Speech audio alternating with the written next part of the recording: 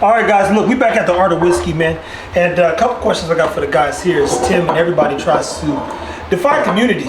One of those things like there's a community inside of a community inside of a community. And in the whiskey community, you guys are part of all these clubs, and then the Whiskey Blendery feels like its own club. And everybody wants to be part of the Whiskey Blendery who's been there or got a chance to drink the whiskey, but you go, how do I get in? You can't. It don't work that way, not yet at least. But at anywho, we're doing a Hardin. Check out our Patreon. There you go. See, look, plug in. Hardin's Creek. This is a, well, who makes it? So Jim Beam. I thought so. Believe it or not, these are all from Claremont, which is the distillery that's all in the news right now because they shut down and are not doing any production for 2026. Now, is that good or bad for them, Chance? Well, people overhype that and think it's the downfall of bourbon, but it's been planned for 3 years for that thing to shut down and go through maintenance. And yeah, they got to clean the stills. They got shit to do. It's like, so it was just timing is all it was, and then people bought into it. So it just so happens when the bourbon world, per se, is going through its toughest year, they shut down, but they had projected this 3 years ago. Right. Ah, see? yeah, the story being ain't hurting. No.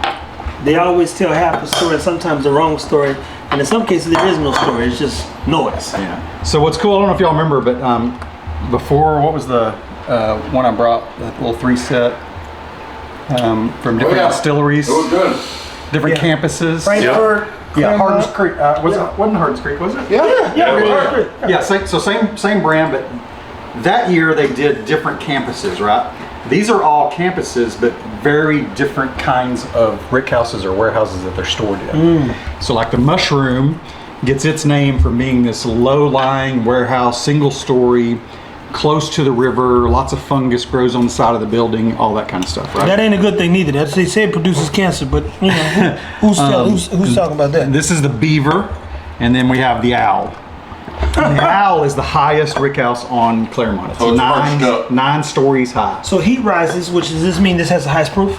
I think they're all proof the same, actually. Oh, so this is proof down then. Yeah, all proof the same, but all mash bill, all same age. If it's set up higher, why does it matter then?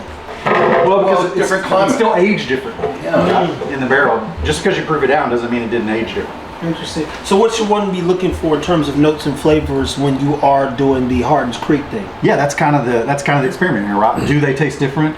Do you like one better than the other? Do you like crow's nest? Do you like single floor rickhouses? Do you like heavily influenced with water? You know, this is a journey to figure out what your palate is like, or if it's even different to you. If you can't determine the differences in this, just buy the cheap thing. And what are these expensive? Yeah, they're about $100. Oh yeah. These were released at KBF last year. I would think, for me, I would think this would be the one I would tend to probably try first, just because of where it's stored. Yeah. You would think that would be optimal for aging. Single floor rickhouses. So the other people that believe in that are Four Roses and Willet. Yeah. Willet, they're not single floor, but they're shorter. Single floor, does that mean like a ranch house? Yeah, like so. We have so 6. Four Roses says we build them out, not up. Yeah. So everybody talks about tier 6 Four Roses, right? Well, it's only six racks high. Yep. So like, I mean, we have 6 racks high at the blendery. So it's not significantly different. Or It's a tall facility. if fish is working, we go 7. Short facility. As opposed to Heaven Hill, who's got 9 stories. 9 so stories. 9 feet. Oh, I've seen some of those buildings that they leaning. Yeah. You drive past some of them brick houses. Like Green River. Look like they got some posts that just. Do you remember the plumb bob I showed you? Yeah. I remember. They literally have a thing in the middle of the building that tells you which way it's leaning and how they need to load it. Some of this stuff ain't safe, man. God bless It's heavy, everybody getting too. crushed by them barrels. That ain't gonna be no fun. Woo! So Hardin's Creek is one of those brands that people like from Jim Beam. Jim Beam shutting down the stills don't mean they're going out of business. Man, it tastes old. That does? Well, I'd rather hear it. That's why I think you would think, because of the conditions, I would think with that, like you said, with the fungus, by the river, so it's gonna have a cooler time, like more humidity, more, I don't know. I would think it would be the best out of the lot, but Was that thing saying all right? that's without trying it. The floor? Yeah, first floor. Only one floor. only one floor. That says fifth 9, floor, and and this is says 9th. fifth. Now, Chance, let me ask you this. What is your expectation when you bring good whiskey to a group of people and you want perspective? Because you're a connoisseur, you always look at the story, follow the history, and then you want to take people on a journey, even with the blind stuff that we do. But like, we've got these guys here who've got amazing palates. Yeah. What is it that you hope for them to see or figure out? Well, you know, I just hope to gain perspective from it. I know that I may like one that you don't, and I'm never going to tell you which one to like. I mean, it's personal preference, and just because you like it doesn't mean you're right or wrong, and just because I like it doesn't mean I'm right or wrong. Yeah. But when you gain perspective on that, when I learned Jimmy's palate, and I am literally blending with this man on Saturday, Yeah. I know what barrels to get. So, you know, it's one of those things where you learn the person, and then you learn what pours they will enjoy. And then when it's in a private setting, you're like, hey man, I know Jimmy's gonna like this, or like, you know, for his birthday, you know, he wanted that decanter from you know, you learn these things about each other. Yeah. Hey man, but that goes back to something that we didn't even highlight at all. The friendship thing. Because that's the one thing that Tim does really good. And you know, it's funny because now there's certain barrels he'll ask my perspective. I'm like, no, it's not good. He won't even tell me what's going on. Like, yo, what do you think of this? And I'll tell him. He's like, I felt the same way, but it's funny that I'm coming to you for your opinion now. On sweeter things especially, Yeah. because I understand. He knows your swim lane. Yeah, and again, that'll add value because I am critical. Both the food, he's like, just think food when you're drinking the whiskey. And I'm like, okay, apply that same knowledge and you go, okay, yeah, that we're thinking the same per se. These two definitely taste completely different. Yeah. This drink's. I think Same This mash drink's bill, pretty same old. age, same distillery, different floors, different rickhouses. Completely different, and I wouldn't think that would Same be proof. so different. Yeah, same proof. So this it shows you keeps a lot of variables consistent. this shows you terroir and storage. What terroir and storage. I really like this one. And honestly, Yeah. let's talk about Wild Turkey, right? Wild Turkey has one mash bill.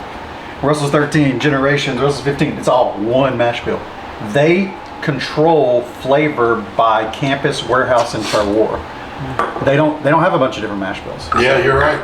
Yeah, so it's you know, it's one of those things that you can definitely approach it different ways. Interesting, man. Isn't that interesting? So like Four Roses, they try to control the yeast, right? Well, it's cool how the Eight environment. strains of yeast, or- It's cool how the environment Two strains. influences it that much too, right? And that So they. let me ask you guys this then: who got it right?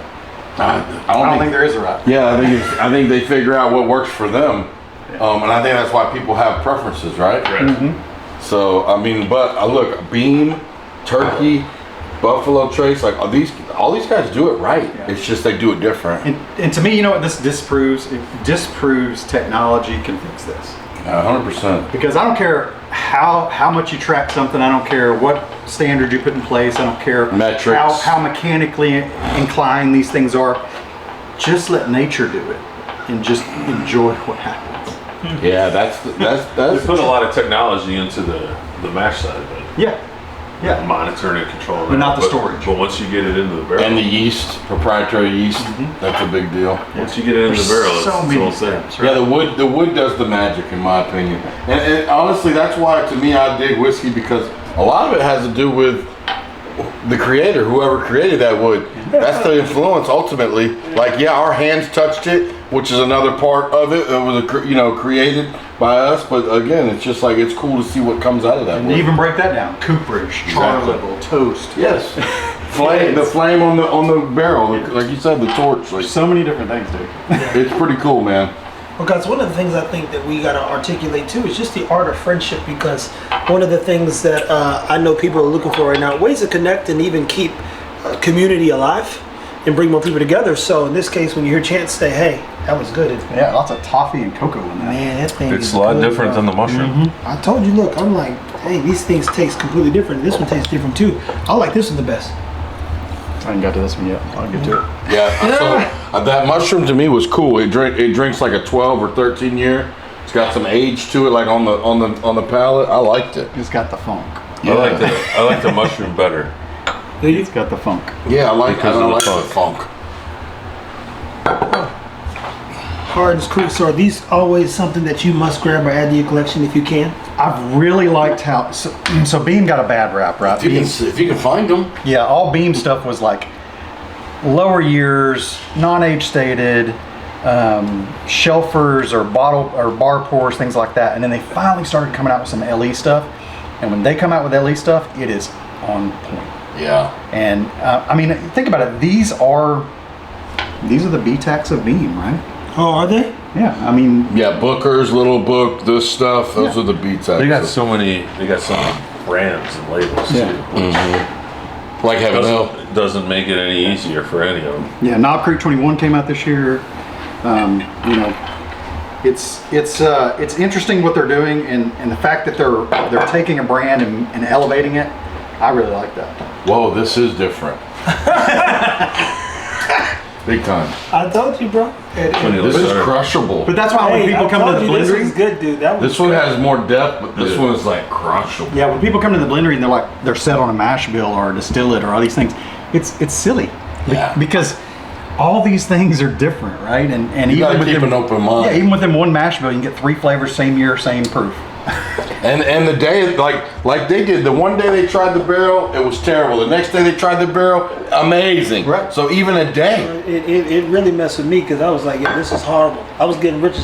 We went through 5 barrels. Like, this is all trash today. What the hell? It was hard. Every time the camera went off, I was like, Weather.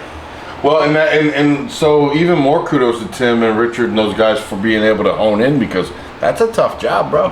oh yeah, no, it literally tastes different. And I was there within 48 hours. Like, Monday and then, or Tuesday and then Wednesday. To track That all same those barrel barrels tastes too, like, completely I mean, the opposite. ones that you gotta track, you know, with their number system, because they know, oh, we gotta track these, because if we miss the magic, it may not ever come back. It's very intentional. Yeah. Has to Everything be, they man. do. Has to be. Well, guys, Hardin Creek, from what we just saw, is definitely a must grab and definitely something worth trying. If you're not a fan of Jim Beam, this might be the answer to trying more Jim Beam and getting involved with the Beam and its family. They're a legacy distillery, one of the biggest in the world, to say the least. Right there with Jack, right? Yeah. In terms of brand, you think Jack Daniels, Jim Beam? Yeah, I think they were number 1, mostly due to exports, but I think they were number 1 as far as volume a couple years ago. Oh yeah, they love Beam in Japan too. There you have it, guys. Well, keep it whiskey. Thank you for watching. Remember, there's an art to this thing. Share some good whiskey with some good friends of yours, man, and learn all you can. Man, have fun with this thing. Yeah, man.